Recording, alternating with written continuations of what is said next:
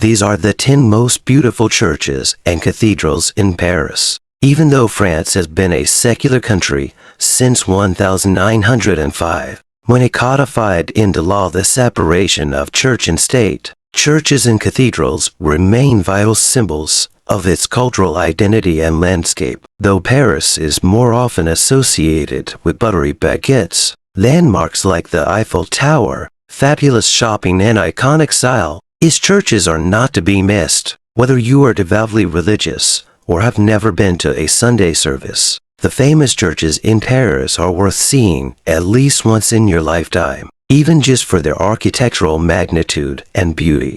Welcome to my channel God's Care Jesus. Let's start this video. Support me with likes, shares. Additionally, many of them boast a rich and storied history. They have inspired works of fiction. Victor Hugo's The Hunchback of Notre Dame. Anyone have been featured in blockbuster films and have even hosted fashion shows. Read on to discover the 10 most famous churches and cathedrals in Paris. Sacré-Cœur Basilica. This Montmartre landmark is a relative newcomer to the Paris church scene. It was completed in 1914. The design on the Romano-Byzantine style structure, which rises from the highest point in Paris, was inspired by churches such as Saint Sophia in Constantinople and San Marco in Venice. Don't miss the grand pipe organ, built in 1898 by Aristide Cavaillé. It's considered one of the most extraordinary in Paris and Europe. Saint Eustache Church, located in the heart of the city, in the first arrondissement near Les Halles. This 17th century church is a charming and eclectic mishmash of architectural styles. It's a Gothic structure dressed in Renaissance detail.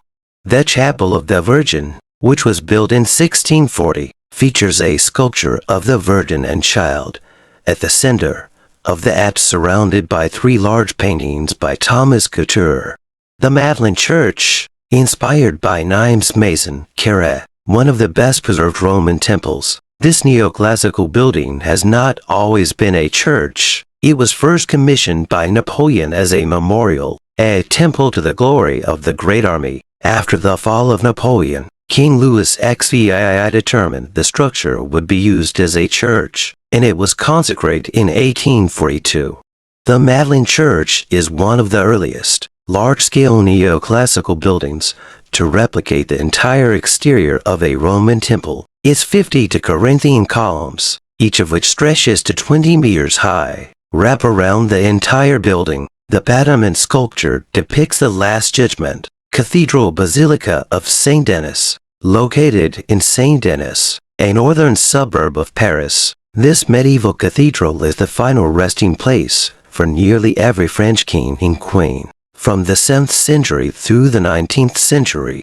Construction of the Gothic church, which stands on the site of the grave of Saint Denis, a bishop of Paris who died in 50 AD, began in the 12th century and was completed in the 13th century, with over 70 recumbent statues and monumental tombs. The cathedral contains the largest collection of funerary sculpture from the 12th to the 16th centuries in Europe.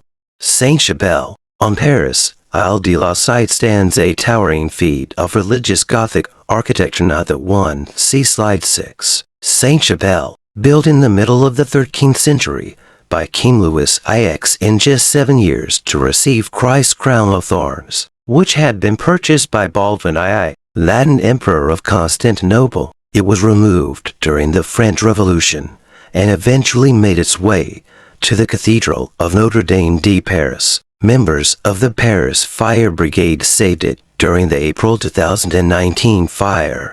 Saint-Chapelle's defining feature is its stunning stained glass. The church boasts 15 windows, each 15 feet high, that depict scenes from the Old and New Testaments of the Bible.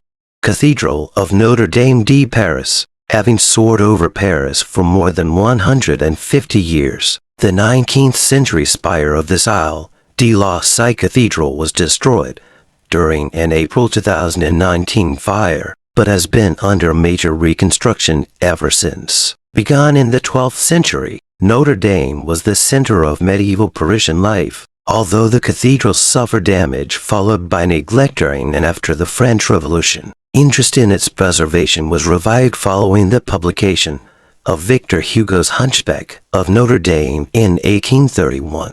Today, it's arguably the most famous cathedral in Paris, if not the world. Visitors flock to see its iconic rose window and flying buttresses.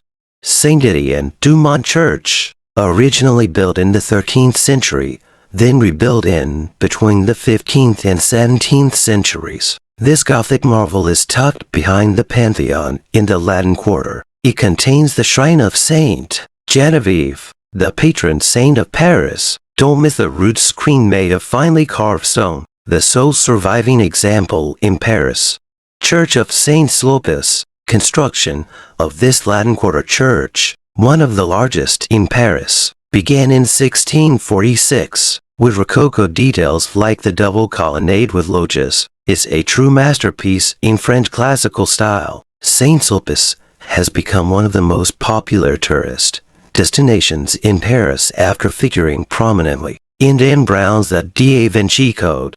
Don't miss the murals painted by Eugene Delacroix between 1855 to 1861 in the Chapel of the Holy Angels.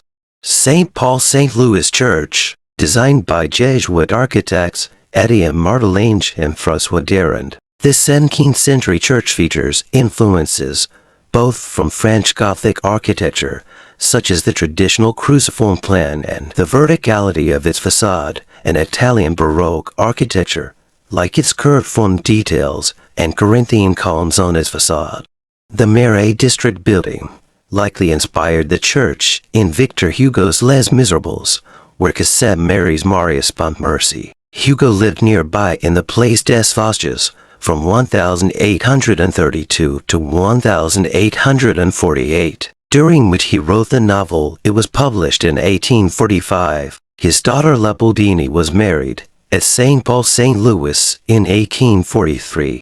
Saint Germain des Prés Church, begun in 543 A.D. This Latin Quarter church is one of the oldest religious institutions still standing in Paris. Although the original structure was destroyed by Vikings, the bell tower that still stands today was rebuilt in 1014.